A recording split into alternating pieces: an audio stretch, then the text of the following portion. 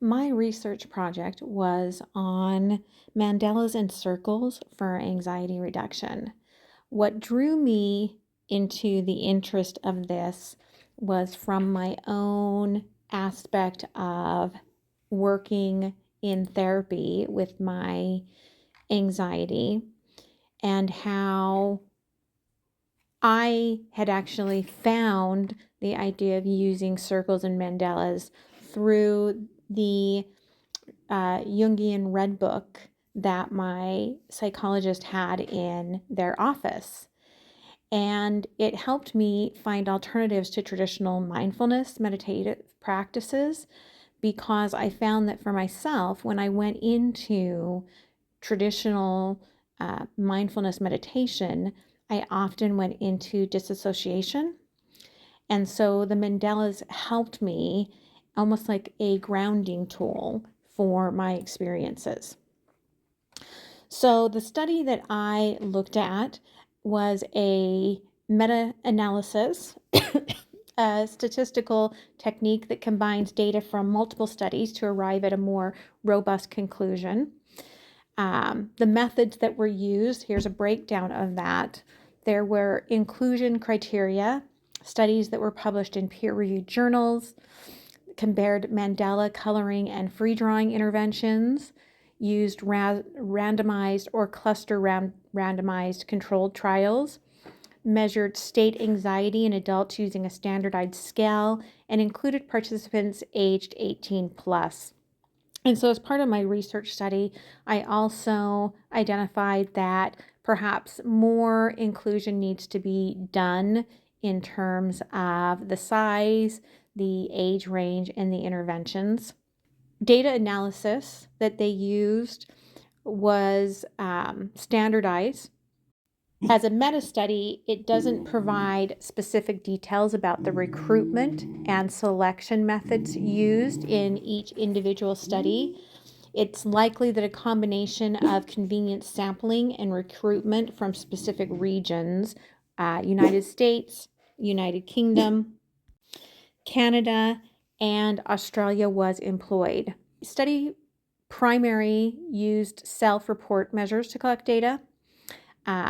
Specifically, they used the Spielberger State Trait Anxiety Inventory, STAI, as the primary outcome measure in all of the included studies. And so participants completed questionnaires that assessed their current state of anxiety and their general anxiety levels. The prompt didn't explicitly mention other data collection techniques. It's possible that some of the studies may have also used other methods such as observations and artistic assessments. The main findings of the study that there's no significant difference between mandala coloring and free drawing. Mandala coloring was not found to be significantly more effective than free drawing in reducing state anxiety. They found that there were moderate variables, indicating that the results may vary across different studies. There was some evidence of bias towards finding an effect in studies with lower precision, and subgroup analysis did not reveal any significant differences in the effectiveness of mandala coloring and free drawing, even when considering factors such as cluster randomization and anxiety inducement. What the study identified was several significant patterns and trends in the data. The most prominent, again, was that there's no significant difference in the effectiveness of mandala coloring and free drawing in reducing state anxiety. And I think that that's important for those that are going into an art therapy practice to understand that all drawing tends to seem to be able to, whether it's free drawing, to help that anxiety reduction.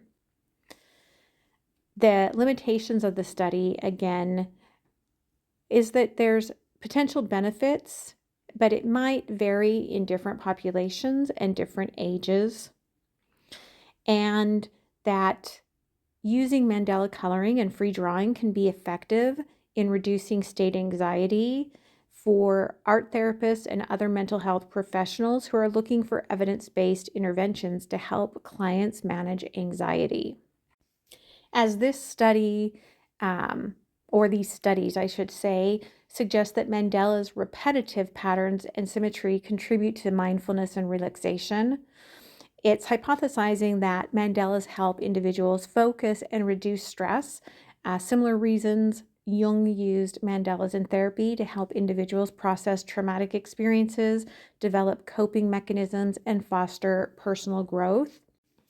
As a reminder, mandalas have been used and geometric design has been used in cultural and spiritual practices for hundreds of thousands of years.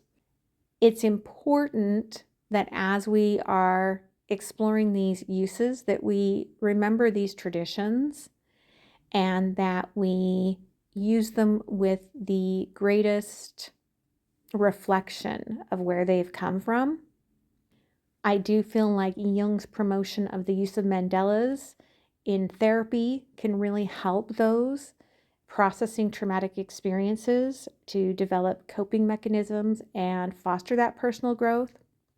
To shed light on specific benefits of mandala drawing and coloring, further research is needed to deeper understand and better data for using mandalas with younger populations and in specific traditions and cultural aspects could help further this along.